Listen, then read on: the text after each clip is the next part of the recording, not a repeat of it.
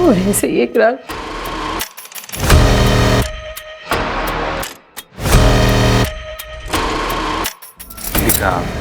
बहुत थक गया हूँ, नींद आ रही है।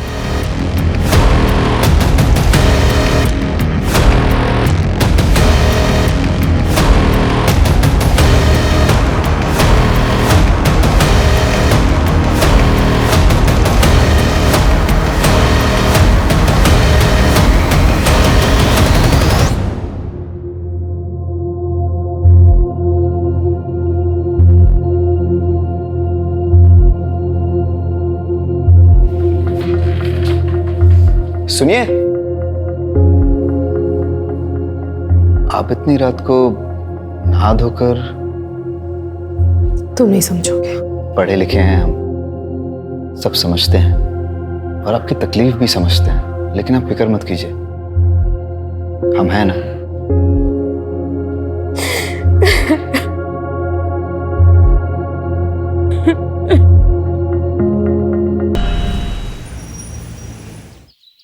संध्या। हाँ आ रही हूँ। ये लीजिए आपका टिफिन। संध्या, इस घर में अकेली रह लोगी? ये शहर, ये जगह तुम्हारे लिए बिल्कुल नहीं है। शादी के पूरे 3 साल बाद मुझे अपना कहने को घर और संसार मिला है। आप यहाँ अकेले थे, वहाँ मायके में मैं अकेली थी। अब जाके हमारा अपना घर संसार शुरू हो रहा है। आप देखिएगा, मैं इस घर को ना बड़ी अच्छे से सजाऊंगी। फिलहाल तो ये घर किराए का है, लेकिन बहुत जल्दी अपना घर होगा। जैसा भी होगा, है तो अपना ही घर ना। अच्छा सुनो, ऑफिस के लिए लेट हो गई, चलता हूँ। अच्छा, अपना ख्याल रखना। आप भी। बाय। बाय।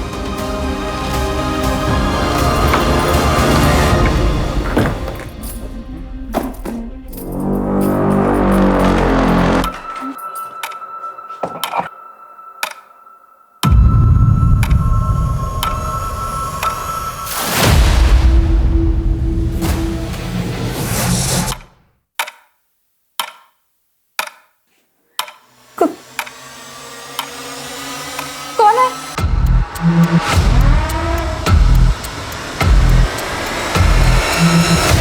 कौन है?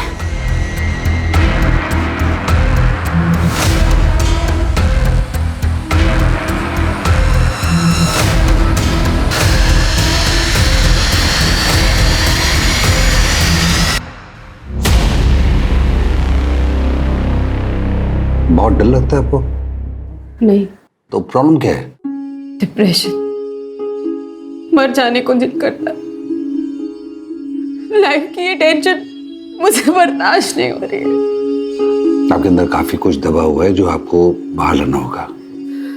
मैं आपकी मदद करूंगा, जज भी नहीं करूंगा आपको। अरे बाबा, झगड़ा नहीं करूंगा। अच्छा तुम बैठो।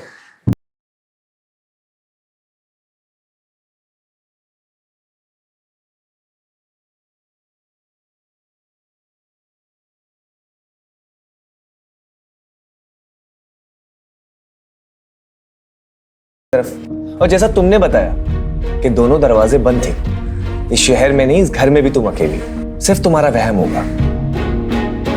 एक काम करते हैं, तुम्हें चीयर अप करने के लिए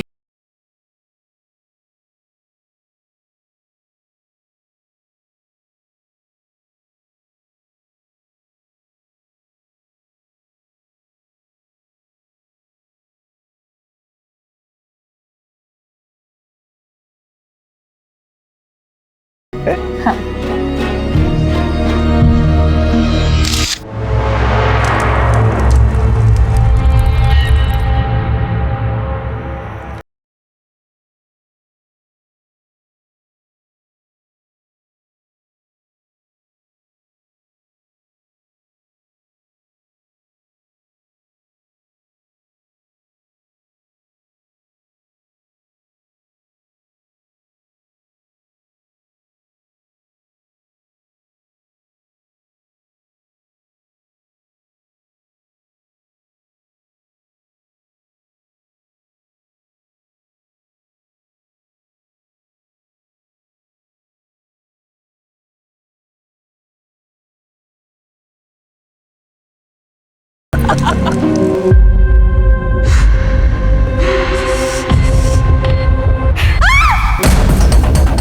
संध्या, क्या हुआ? सब ठीक तो है ना? यहाँ कुछ तो है, मतलब इस घर में कुछ तो गड़बड़ है। मुझे बहुत डर लग रहा है। ये सब तुम्हारा वहम है, कुछ भी नहीं है। देखो नहीं, कुछ है यहाँ पे, कुछ तो है। अच्छा ठीक है, मैं हूं ना तुम्हारे पास। तुम सो जाओ, सो जाओ।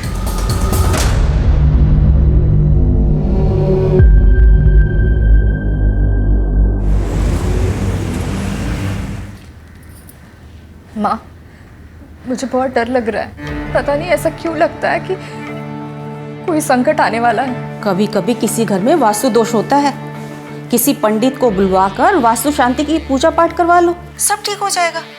पर इनका ऐसी बातों पर विश्वास ही नहीं है। अरे पति लोगों की बातों को इतनी गंभीरता से नहीं लेते, बस उनकी हाँ में हाँ मिलाती रहो और करो वही जो तुम करना चाहती हो। कभी रूठ कर कभी प्यार से पति को अपने जैसा बनाओ, सुखी रहोगी। और सुनो, तुम्हारे चाचा जी भी तो वहीं रहते हैं ना, मैं उनको ना फोन कर देती हूँ, वो किसी ना किसी पंडित को जानते होंगे। ठीक है माँ, रखती हूँ। मुझे ऐसा लगता है इस घर में वास्तु दोष है। हम पंडित जी को बुलाकर वास्तु दोष हटाने के लिए पूजा पाठ करते हैं ना, फिर सब ठीक हो जाएगा। देखो संध्या, ये ग्रह नक्षत्र वास्तु ये सब बेकार की बातें हैं। शादी के बाद 3 साल तक मुझे मायके रहना पड़ा। मैंने कभी कुछ नहीं कहा। यहाँ आने के बाद भी मैंने आपसे कुछ नहीं मांगा।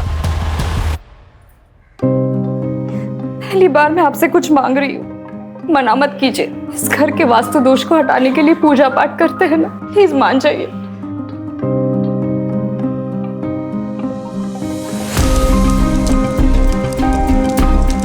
ओम भू स्वाहा तत्सवितुर्वरेण्यं भवे सर्वार्थ साधिके शरण।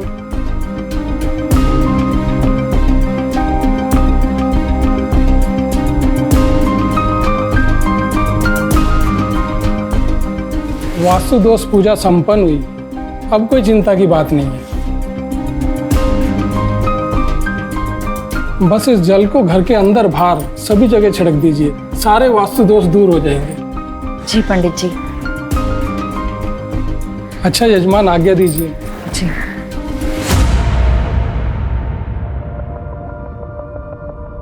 सुनिए, ये आपका टिफिन। संध्या, लेट हो रहा ऑलरेडी।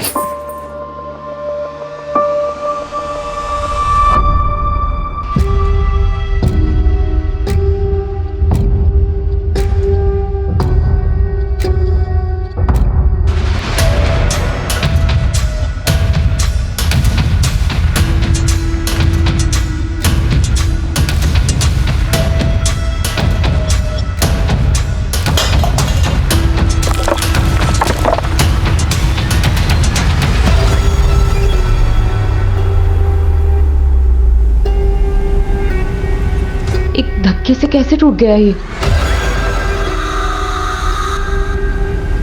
हेलो, मैं संध्या बोल रही हूँ। यहाँ कोई मिस्त्री है क्या? हाँ, वो तंदूर ठीक कराना था।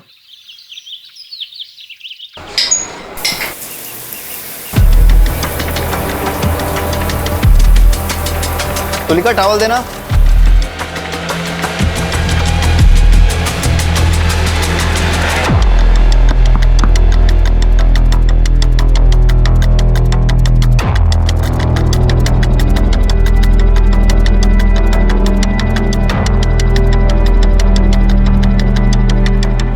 तुलिका, जब तक मैं घर वापस नहीं आता दरवाजा बिल्कुल मत खोलना।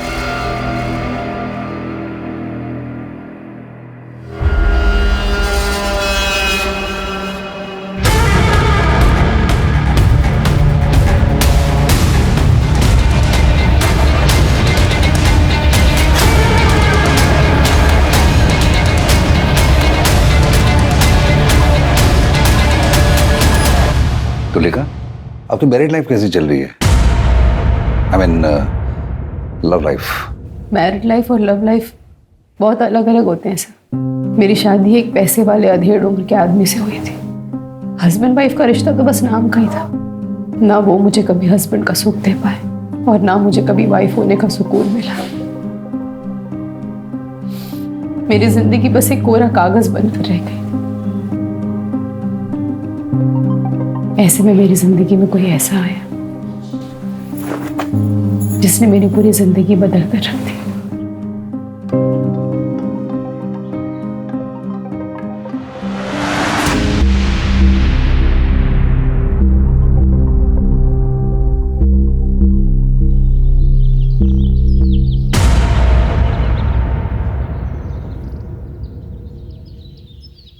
ऐसे क्या देख रहे हो?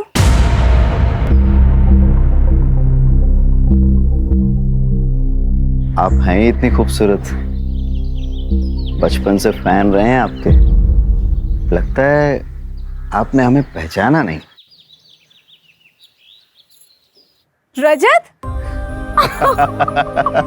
बाप रे, कितने बड़े हो गए तुम। नहीं। अरे वाह, मुझे तो नाश्ते पे किसी ने बुलाया ही नहीं। तुम कोई मेहमान हो क्या? फैमिली मेंबर हो। हक से बैठो और हक से खाओ। अरे वाह, आपके हाथ के बने खाने का स्वाद तो पूरी दुनिया में कहीं नहीं मिल सकता। एक और दो। हाँ।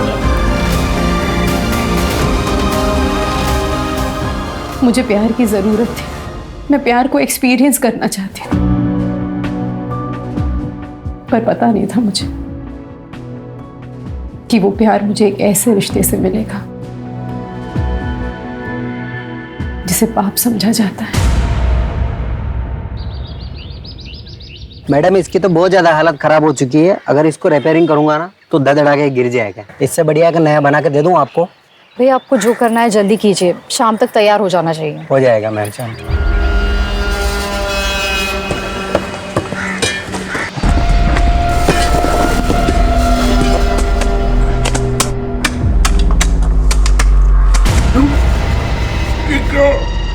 मैडम को बुला ले। ये देखिए मैडम,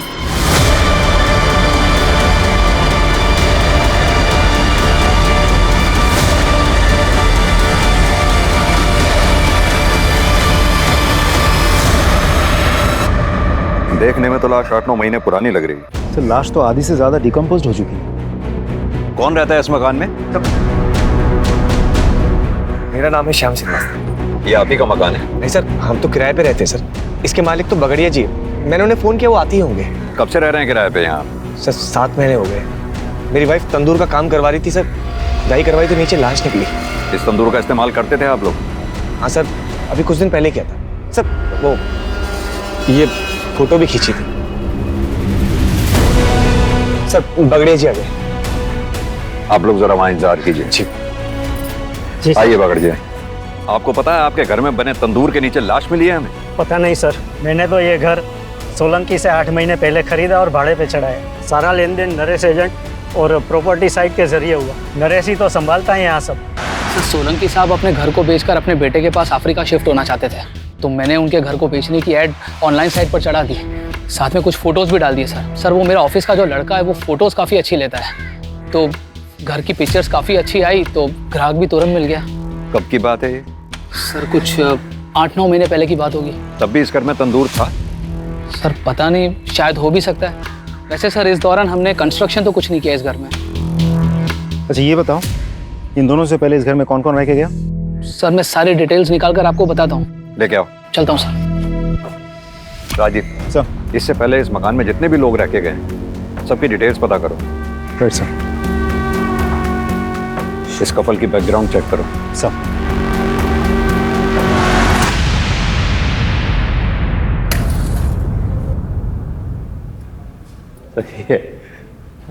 अरे वाह, शादी के 3 साल होने के बाद भी इतना प्यार कैसे कर लेते हैं? अरे भाई करना ही पड़ता है। पत्नी से प्यार नहीं करेंगे तो घर गृहस्थी का पंचनामा बनवाना है क्या? और इनसे प्यार करने के अलावा हमारे पास कोई और रास्ता है क्या? अरे भाई जरा संभल के। आपको पता है ना, आप हमारी मासी के बारे में बात कर रहे हैं। चांद निकल आया। हाँ चलो, चांद निकल आया। आओ।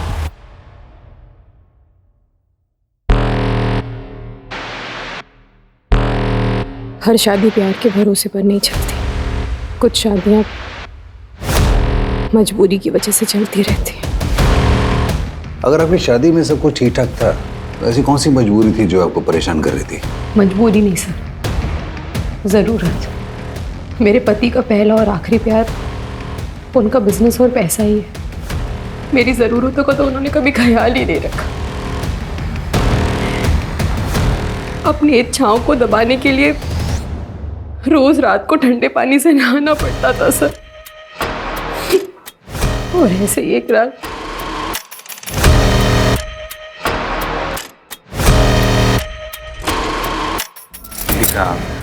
बहुत थक गया हूँ, नींद आ रही है।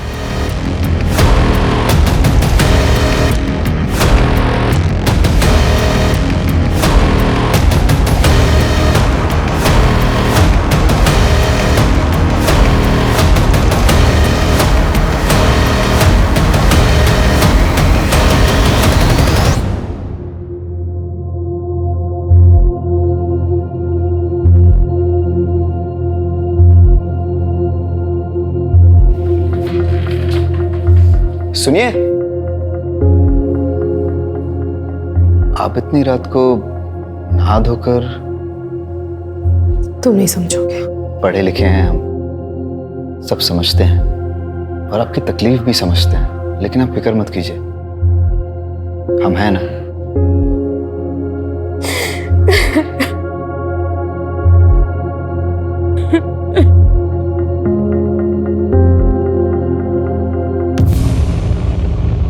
सर, पोस्टमार्टम और फॉरेंसिक रिपोर्ट आ गई है। आपका शक सही था, लाश लड़की की ही है। मौत करीब 7 से 8 महीने पहले हुई है। उस दौरान किसी लड़की की मिसिंग कंप्लेंट आई थी क्या? एक औरत ने मिसिंग कंप्लेंट लिखवाई थी सर, लेकिन सर वो औरत कुछ दिनों के बाद वापस आई और मिसिंग कंप्लेंट वापस ले लिया। मिसिंग कंप्लेंट की किसने थी? सर उसका नाम तबस्सुम जहां है। और मिसिंग कौन हुआ था? सर तबस्सुम जहां की भांजी, उसका नाम गजरा है।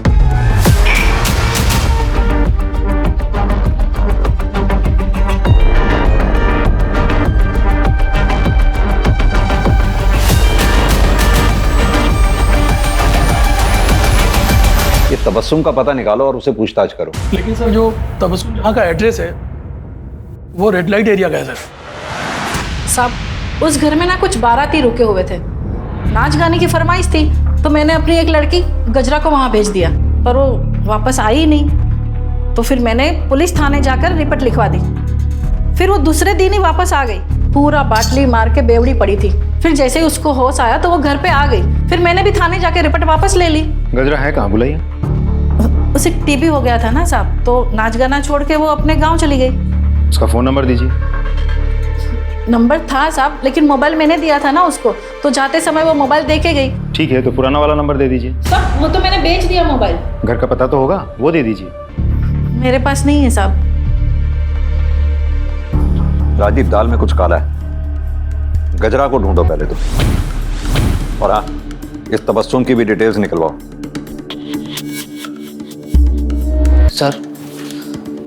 सर वो लाश वाले घर में जो लोग भी रहते थे उन सभी की इन्फॉर्मेशन निकाली है सर मैंने। सर सबसे पहले उस घर में किराएदार के तौर पर ये रजत जी और उसकी विधवा बहन तन्वी आई थी सर। उसके बाद ये घर हमने बगाड़िया जी को बेच दिया सर। और सर कुछ समय के लिए हमने पवन कौल साहब को भी ये घर किराए पे दिया था सर। उसके बाद हाँ, ये जोशी जी के बेटे की शादी थी सर, तो उसके काफ़ी सारे दोस्त आए थे यहाँ पर।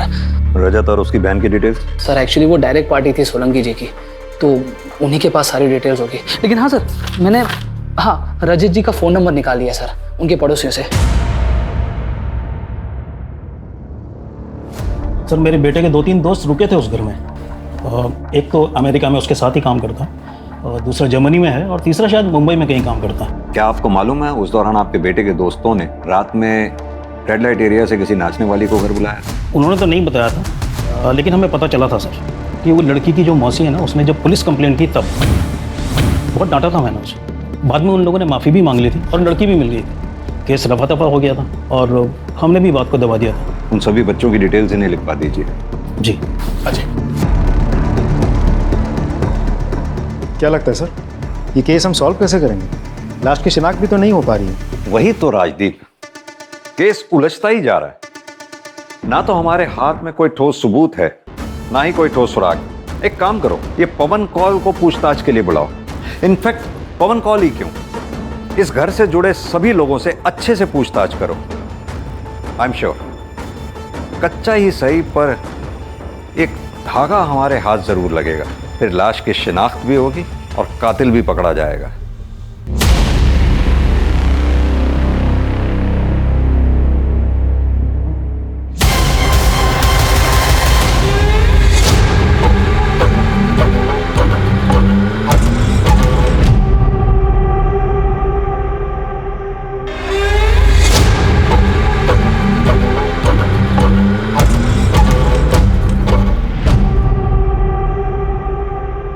पर सर हमारा एक और फ्रेंड था समीर, काफी टाइम से उससे कोई कांटेक्ट नहीं हुआ है। वो शायद मुंबई में रहता है सर।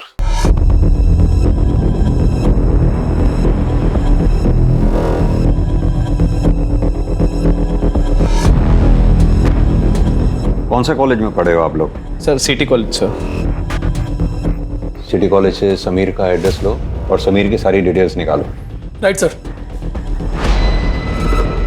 फंक्शन के दौरान जिस घर में तुम्हारे दोस्त रुके थे उस घर में बने तंदूर के बारे में कुछ जानते हो? नहीं सर, हम तो ऑल द टाइम हॉल में ही थे, वहां जाने की कोई नीड ही नहीं पड़ी सर हमें। जरूरत पड़ी तो फिर बात करेंगे तुम्हारे साथ। सर, शाम के बारे में सारी इन्फॉर्मेशन निकाल ली। 3 साल पहले शाम की शादी संध्या से हो तो गई थी, लेकिन इंटरेस्टिंग बात यह है कि साथ ही उसके ऑफिस कोलीग प्रीति के साथ उसका अफेयर भी चल रहा था। सर एक बात और, प्रीति ने भी 7 महीने पहले ही अपने ऑफिस से रेजिग्नेशन दिया था और उसके बाद से अब तक ना किसी ने प्रीति को देखा है और ना ही प्रीति के साथ किसी की बातचीत हुई है। राजीव, ये प्रीति की डिटेल्स निकालो। अब समझ में आया श्याम शादी के बाद 3 सालों तक अपनी वाइफ को मायके से वापस क्यों नहीं लेके आया।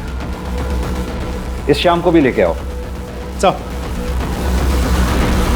ये बात सच है कि सर प्रीति से मेरा अफेयर चल रहा था, लेकिन बड़े ही रिस्पेक्ट और रिगार्ड के साथ हम दोनों अलग हो गए। अब प्रीति कहाँ है? सर मुझे नहीं पता सर। सर उसका फोन भी बंद आ रहा है सर, उसने अपना सोशल मीडिया से अकाउंट भी डिलीट कर दिया। सर तेरे घर में तंदूर के नीचे जो लाश मिली वो कहीं प्रीति की तो नहीं है? सर नहीं, ऐसा नहीं हो सकता सर। मैं प्रीति से बहुत प्यार करता हूँ सर, मैं उसे क्यों मारूंगा? ऐसा भी तो हो सकता है कि प्रीति को तेरी शादी के बारे में पता चल गया था और तुझे इस बात का डर था सबके सामने हुआ कि पोल ना खोल दे, इसकी वजह से तूने उसको मार दिया ना। सर मैं सच कह रहा हूँ सर, मैंने कुछ नहीं किया सर। इसके फोन से प्रीति की फोटोग्राफ्स लो, उसका नंबर लो और उसे कांटेक्ट करो। फोन दे। सर नंबर तो डज नॉट एग्जिस्ट बता रहा है। प्रीति का फोन बंद होने से पहले कहां पे एक्टिव था, उसकी लास्ट लोकेशन पता करो, उसके कॉल डिटेल रिकॉर्ड्स भी निकालो, प्रीति के ऑफिस के रिकॉर्ड से उसका परमानेंट एड्रेस भी पता करो। सर फोन कॉल आया है, बुलाओ उन्हें। जी सर। देखिए सर, मेरे बेटे के जनेऊ संस्कार का फंक्शन था, बहुत सारे रिश्तेदार आए थे, इसलिए मैंने वो घर कुछ दिनों के लिए किराए पर लिया था। आपके रिश्तेदार जो उस घर में ठहरे थे, क्या उनमें कोई महिला भी थी? नहीं सर, वहाँ तो सारे जेंट्स रुके हुए थे, सारी लेडीज मेरे घर पे रुकी हुई थी और उनमें से कोई भी ना तो गायब है और ना ही किसी की डेथ हुई है। उस घर में आपने अपने रिश्तेदारों के लिए क्या किसी तंदूर का इस्तेमाल किया था? सर सारा खाना तो मेरे घर पे बन रहा था और ये एक धार्मिक कार्यक्रम था, इसलिए भोग तो अपने घर की रसोई में ही बनता है ना, फिर मैं वहाँ तंदूर क्यों लगवाऊंगा। ठीक है मिस्टर कॉल, अभी आप जा सकते हैं, जरूरत पड़ी तो फिर बुलाएंगे आपको। Thank you sir. अब सिर्फ रजत ही बचा है। राजीव, भोपाल जाके रजत से अच्छे से पूछताछ करो। सर। शुक्ला, प्रीति के पेरेंट्स का पता लगाओ और प्रीति के बारे में पूछताछ करो। Right sir. धीरे धीरे मेरे और रजत के बीच की नजदीकियां बढ़ने लगी और फिर एक दिन क्या करो तुम लोग? क्या करो तुम लोग? हैं? मेरे घर में तू साल मेरे पति को बहुत गुस्सा आया, उन्होंने मुझे बहुत मारा पीटा, बहुत। आप इतना सब कुछ सह क्यों रही हैं? आप पढ़ी लिखी हैं, अपनी नई जिंदगी दोबारा शुरू कर सकती हैं। मेरे साथ अपने दिल के हाथों मजबूर होकर मैंने एक फैसला लिया और उस एक फैसले ने मेरी पूरी जिंदगी बदल दी। प्रीति ने तो हम सबसे ही रिश्ता तोड़ दिया है। हम नहीं चाहते थे कि वो अकेले इंदौर जाए और वहां जाकर नौकरी करे, पर उसके तो शुरू से ही बड़े बड़े सपने थे। बस उन्हीं को पूरा करने के लिए घर छोड़कर चली गई। जब से गई है ना कोई कॉल ना कोई मैसेज। देखिए, हमें एक लाश मिली। बॉडी की शिनाख्त के लिए हमें आप दोनों लोगों के डीएनए सैंपल की जरूरत है।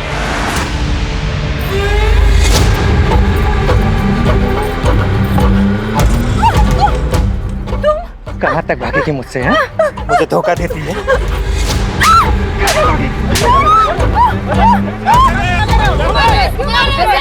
पागल है भाई साहब, पता नहीं कब से मेरा पीछा कर रहा है। तो कहीं से भी खोज के जिंदा गाड़ दूंगा तुझे। तुम नरेश के यहाँ काम करते हो? जी सर। तुम्ही ने वो वेबसाइट पे फोटोज अपलोड किए थे? जी सर। तो जब तुमने वो फोटोग्राफ्स लिए थे तो वहाँ तंदूर था क्या? हाँ सर था, लेकिन मुझे अंदर बाहर के फोटो लेने को कहा था तो मैंने निकाले और अपलोड कर दिए। लेकिन तुमने जो फोटोग्राफ अपलोड किए उसमें तो तंदूर हमें दिखा नहीं। सर साइट फोटो अपलोड करने की लिमिट होती है तो इसलिए मैंने ज्यादा नहीं निकाले। ठीक है, तुम जा सकते हो। जरूरत पड़ेगी तो फिर बुलाएंगे। सर उस घर में रहने वाले पुराने टेनेंट रजत का पता चल गया। कहाँ का रहने वाला? भोपाल का सर। राजीव सर पता करो। Right sir.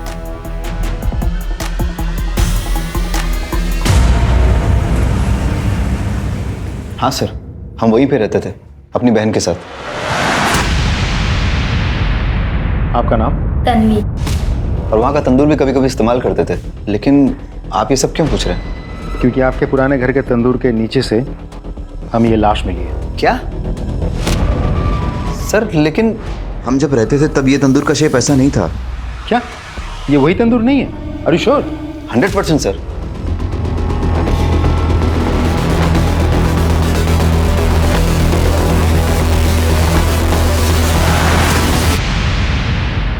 प्लीज मुझे छोड़ के मत। मुझे माफ कर दो, मुझे नफरत हो गई मुझे तुमसे, नफरत।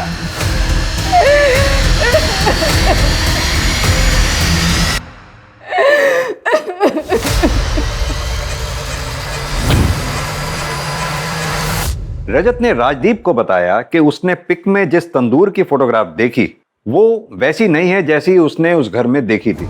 यानी कि ये जो कुछ भी घटना घटी है वो रजत के मकान छोड़ने के बाद घटी है। उस एरिया के आसपास जितनी भी बिल्डिंग मटेरियल शॉप्स हैं वहां पता करो कि पिछले 7-8 महीनों में ये हमारी सस्पेक्ट्स लिस्ट में से क्या कोई ऐसा है जिसने तंदूर बनाने जैसा सामान, सरिया, चूना, सीमेंट इत्यादि, और सबसे इंपॉर्टेंट जीटी ब्रांड की ईंटें जो हमें मौकाए वारदात से मिली थी, खरीदी हैं। हर एरिया में एक वॉचमैन होता है। वॉचमैन को पता होता है उस एरिया की एक्टिविटीज के बारे में। इस एरिया के वॉचमैन से बात करो, देखते हैं क्या बताता है।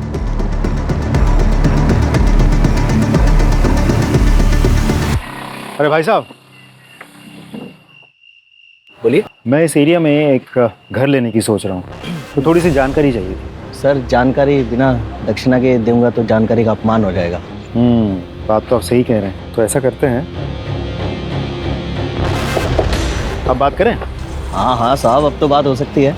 मैंने इस एरिया में एक घर देख रखा है, लेकिन सुना है कि उसके पड़ोस वाले घर में कुछ भूत भूत का चक्कर है। अरे सर आप बात तो सही कह रहे हैं, लेकिन भूत भूत कुछ नहीं होते। लेकिन हाँ, उस घर में ना खेल बहुत होते थे। वो एजेंट नरेश है ना, उसी के हाथ में था भाड़े से ये घर। जब कोई भाड़े वाला रहने को नहीं आता है तो नरेश क्या करता है कि कुछ लड़कियों को लेके उधर आता है। अच्छा एक बात बताओ, नरेश ने उस घर के गार्डन में कभी कंस्ट्रक्शन का कोई काम करवाया था? वो एक नंबर का कंजूस है, एक दमड़ी नहीं खर्च करता है। लेकिन हाँ, जब लड़की की बात आती है ना तो उसकी जेब से धड़ाधड़ नोट निकलते हैं। अच्छा। हाँ। मैंने क्या किया सर? मैंने कुछ नहीं किया सर। मैं सब बताता हूँ सर, मैं सब बताता हूँ सर, सब बताता हूँ सर। राजदीप,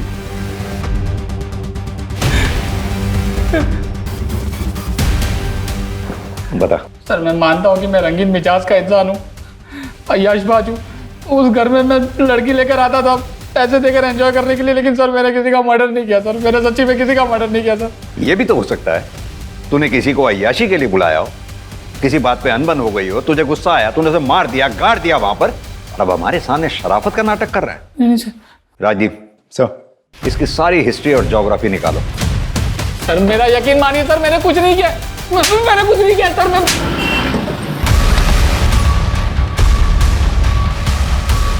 सर यही है जीटी ईटो का सप्लायर। हाँ सर, क्या चाहिए आपको? पिछले 8-9 महीनों में आपकी दुकान से किस किस ने कंस्ट्रक्शन मटेरियल खरीदा है, जैसे कि इस तरह की ईंटें? सर हमारे पास हर खरीद का रिकॉर्ड रहता है, मैं जितने जल्दी हो सके आपको सब डिटेल पहुंचा दूंगा। ठीक, thank you. Sir forensic report आ गई है सर। सर डेड बॉडी की उंगलियों में कुछ बाल फंसे हुए थे सर, लेकिन उन बालों का डीएनए डेड बॉडी के साथ मैच नहीं कर रहा सर। वो बाल जरूर उस कातिल के होंगे। एक काम करो, नाखून से मिले बालों का डीएनए हमारे केस से जुड़े सारे सस्पेक्ट्स के डीएनए से मैच करके देखो, जरूर उस कातिल के होंगे। और वो रेड लाइट एरिया वाले खबरी के बारे में कुछ पता चला? सर वो अभी मुंबई गया हुआ, आज शाम को वापस आएगा सर। ठीक है सर। बताओ अब्दुल, क्या खबर है? गजरा वापस तो नहीं आई थी, पर पता नहीं तबस्सुम सबसे कहती फिर रही थी गजरा वापस आ गई। सुनने में ये भी आया है तबस्सुम ने गजरा का सच छुपाने के लिए काफी मोटी रकम ली है। हाँ साहब, ये बात सच है कि जोशी ने मुझे बहुत सारे पैसे दिए गजरा का केस वापस लेने के लिए। ये भी झूठ बुलवाया कि उसे टीबी हुआ है और वो वापस अपने गांव लौट गई है। ये सब उन लड़कों की वजह से हुआ है। खानदान के नाम पर कालिक पुत जाती, इसलिए हमने तबस्सुम को लाखों देकर उसका मुंह बंद करवाया। हुआ क्या था? वो बैचलर्स पार्टी के अगले दिन जब मेरा बेटा और उसके दोस्त जागे, उन्होंने देखा कि ना तो वहां पे गजरा थी और ना ही समीर था। समीर गजरा को लेकर भाग गया था सर। दोनों मेरे बेटे और उसके दोस्तों के वॉलेट और सारे वैल्यूएबल्स लेकर भाग गए थे सर। पुलिस कंप्लेंट क्यों नहीं लिख पाई थी तुम? अगर पुलिस कंप्लेंट हो जाती तो मेरे बेटे का रिश्ता नहीं टूट जाता और ग्रीन कार्ड बनने ही वाला था उसका। हमारी तो सारी मेहनत बेकार हो जाती सर। क्या चाहते हैं आप मिस्टर जोशी? आपकी कहानी पे विश्वास करें? यह भी तो हो सकता है ना कि गजरा को आपके बेटे और उसके दोस्तों ने मिलकर मार दिया और फिर वहां गाड़ दिया हो और अपने पैसे के बल पर तबस्सुम का मुंह बंद करवा दिया। और फिर आपने कहा बच्चे विदेश चले गए, क्योंकि आप अच्छी तरह से जानते हम अपने तरीके से उन्हें इंटेरोगेट करना चाहे तो उन्हें इंडिया बुलाना मुश्किल है। क्या खूब कहानी बनाई है आपने। राजदीप सर, इनसे अपने तरीके से पूछताछ करो और इनके बेटे और उसके दोस्तों को इंडिया बुलाने की व्यवस्था करो। अब मैं इन सेशंस के लिए नहीं आ पाऊंगी। क्यों? वो मेरा पति, वो मेरी जान का दुश्मन बना हुआ है। मुझे तो लगता है जैसे वो मुझे जान से ही मार डालेगा, इसलिए आप कुछ दिन में घर से ही नहीं निकलूंगी। तो आप पुलिस की हेल्प लीजिए ना। पुलिस के पास जाऊंगी तो दुनिया भर को सब कुछ पता चल जाएगा, सब मेरा मजाक उड़ाने लगेंगे और ये सब मैं बर्दाश्त नहीं कर पाऊंगी। एक काम कीजिए, आप ये रखिए, इसमें मेरा नंबर है, अगर आपको मेरी कोई जरूरत लगे तब जरूर कॉल कीजिए। Thank you.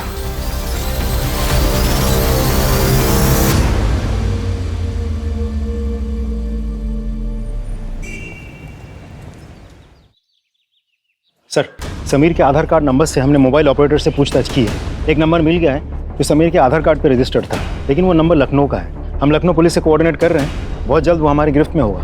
Good work Rajdeep. Thank you sir. Sir Preeti के पेरेंट्स की डीएनए रिपोर्ट आ गई है सर। प्रीति के पेरेंट्स का डीएनए लाश के डीएनए से मैच नहीं हो रहा है।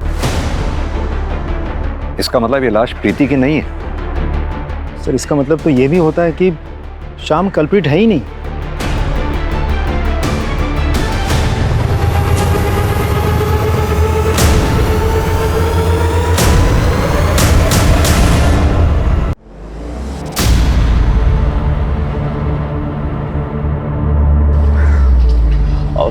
सर, मैं हूं समीर, आप लोग मुझे ही ढूंढ रहे थे और ये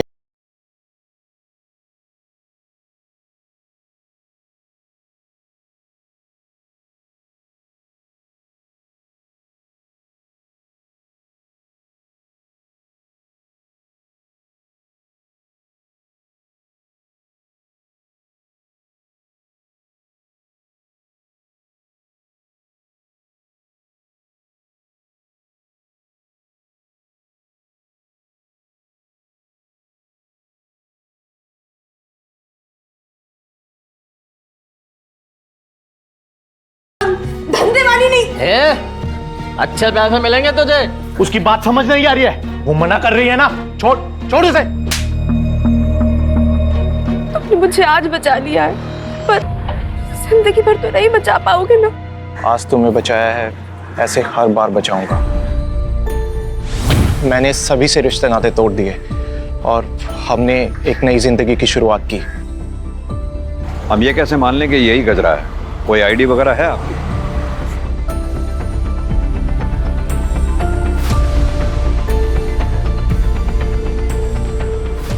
पता है समीर, रोजाना हम अपराधियों से घटिया लोगों से, जुर्म करने वालों से मिलते हैं, लेकिन तुम जैसे लोगों की वजह से ही इंसानियत जिंदा है। Proud of you.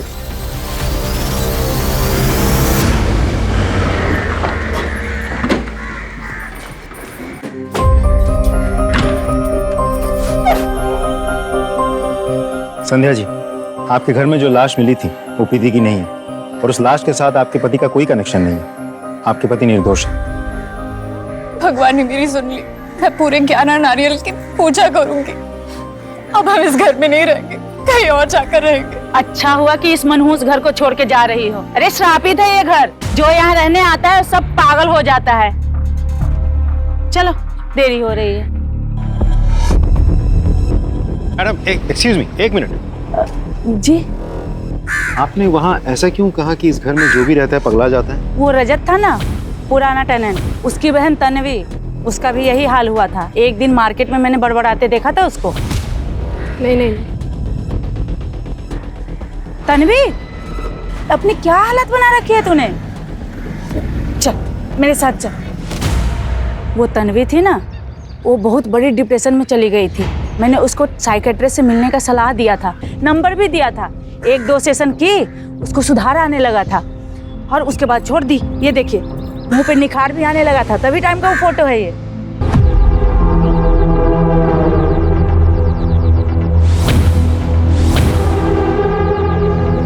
सर, मैं भोपाल में जिस तन्वी से मिला था और यहाँ जो तन्वी रहती है, दोनों में बहुत फर्क है सर। मैं आपको पिक दिखाता हूँ। ये देखिए सर, ये है असली तन्वी।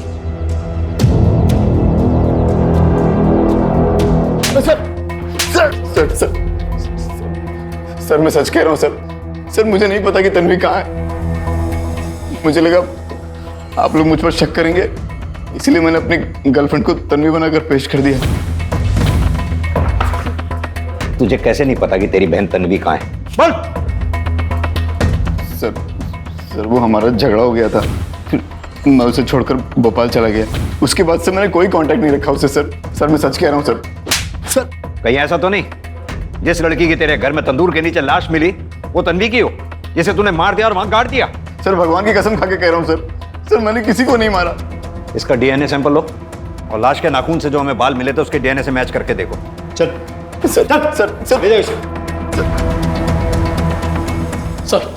सर साइकेट्रिस्ट विनीता है जो तन्वी का इलाज कर रहे थे। सर, तन्वी का असली नाम तुलिका है और वो रजत की बहन नहीं, मौसी थी।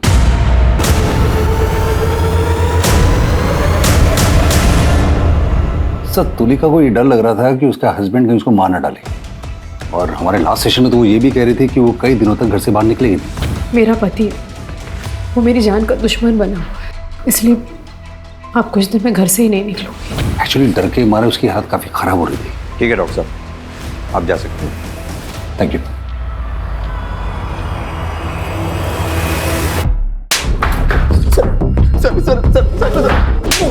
सर बताता हूँ सर मैं बताता हूँ सर मैं बताता हूँ सर। बता। सर तुलिका मुझसे मुझे बहुत अच्छी लगती थी सर, फिर हमारा अफेयर शुरू हुआ और फिर हम दोनों घर छोड़कर भाग गए सर। लेकिन सच कह रहा हूँ सर मैंने किसी को नहीं मारा सर, मैंने तुलिका को किसी को नहीं मारा। तुलिका तेरी मासी है या कुछ और? इसकी असलियत तो तेरी माँ ही हमें बताएगी। अपनी माँ का नंबर और पता दे। तो मर गए दोनों मेरे लिए, मुंह दिखाने लायक नहीं छोड़ा।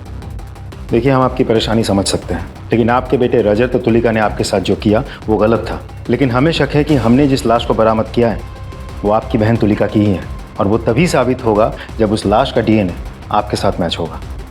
दरअसल तुम तुलिका से नफरत करते थे, इसलिए तुमने तुलिका को मार डाला। नहीं सर, मैं तुलिका को मारना तो चाहता था, पर मार ना सका। वो मेरे हाथों मरने से बच गई। शुक्ला, इनका डीएनए सैंपल लो। लाश के नाखून पे जो बाल मिले थे उनके डीएनए से मैच करके देखो। सर, मौका वारदात में मिली उन ईंटों को लेकर हमने गहरी छानबीन की। उस तरह की ईंटें उन 3 महीनों के अंतराल में करीब 40 मिस्त्री और कॉन्ट्रैक्टर को बेची गई थी। हमने सबसे पूछताछ की, लेकिन किसी का भी कंस्ट्रक्शन का काम तब नहीं चल रहा था जब हमें उस तंदूर के नीचे गड़ी लाश मिली थी, सिर्फ एक को छोड़कर। कौन है वो? सर, मिस्त्री रमेश, लेकिन वो फरार है। सर, हमें लुकआउट नोटिस जारी करना पड़ेगा। आओ। सर डीएनए रिपोर्ट्स आ गई हैं, ये रही सर। सर, डेड बॉडी के साथ मिले बालों का डीएनए किसी भी सस्पेक्ट के साथ मैच नहीं कर रहा सर, लेकिन सर रजत की मां का डीएनए डेड बॉडी के साथ मैच हो गया। यानी कि लाश तुलिका की ही है।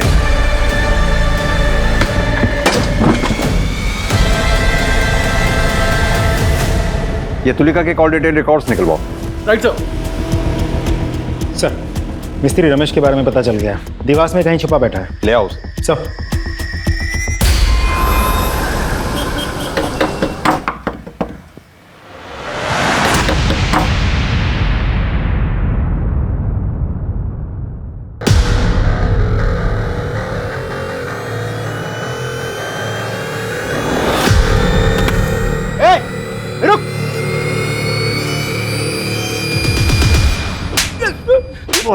किसको नहीं मारा है साहब? किसी को नहीं मारा है, तो फिर देवास में क्यों छुप के बैठा था? बोल। जब से तंदूर के नीचे से लाश मिलने की खबर आई, मैं घबरा गया था साहब। लेकिन क्यों घबरा गया था? साहब क्योंकि 4 लाश दफन थी साहब, मैंने उसी पे तंदूर बना दिया था, लेकिन मैंने मारा नहीं है साहब। तूने नहीं मारा तो फिर किसने मारा? वो साहब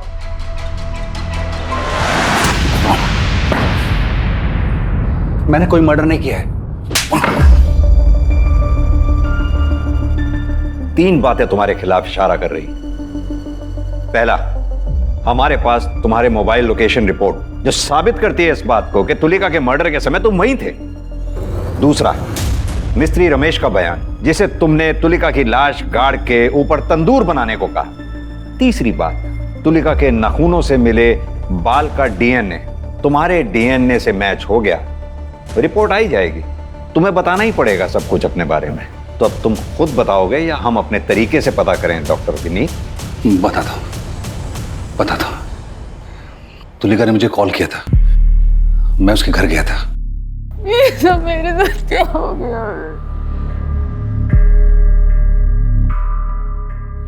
चलो।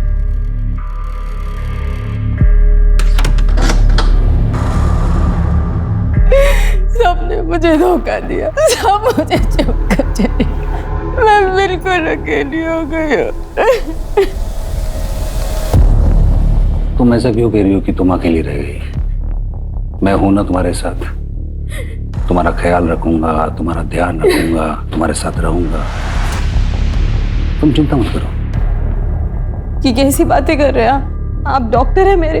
तुलिका, मैं तुम्हारा डॉक्टर हूं, तुम्हारे सारे राज जानता हूं, और मैं ये भी जानता हूं कि तुम्हारे अंदर कितनी आग है। मैं जानता हूं कि तुम्हारे अंदर बहुत आग है, क्या और कर रहे हैं आप? तुम्हारे इसी आग ने मेरे अंदर की आग को जला दिया है। क्या बकवास कर रहे हैं? अरे सुनो, वैसे भी देखो तुम्हारे, सुनो, तुम अपने भतीजे के साथ तो सोई हो ना, एक बार तुम मेरे साथ भी मान जाओ ना। और निकलिए यहाँ से। अरे तुलिका, तुम समझ नहीं पा रही हो, मैं चाहता हूँ कि तुम हम मिलके एंजॉय करें। मैं आपसे कह रही हूँ आप निकल जाइए, वरना मैं शोर मचाऊंगी। अरे सोच के तो देखो, तुम्हें मैं अपना के एंजॉय करना चाहता हूँ, समझ के तो देख।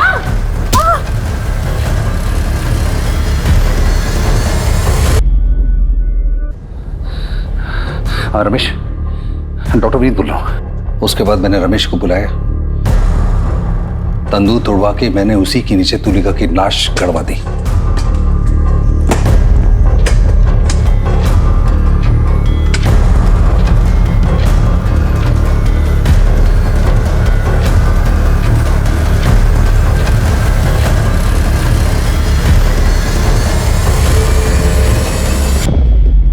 और उसके बाद मैंने फिर से एक नया तंदूर बनवा दिया। एक मरीज का अपने डॉक्टर के ऊपर भगवान से भी ज्यादा भरोसा होता है। तुमने मरीज का भरोसा ही नहीं तोड़ा, उस बेचारी तुलिका की इज्जत भी लूटने की कोशिश की। और यही नहीं, उसे जान से भी मारा। पूरी कोशिश करूंगा कि कम से कम तुम्हें फांसी की सजा जरूर मिले।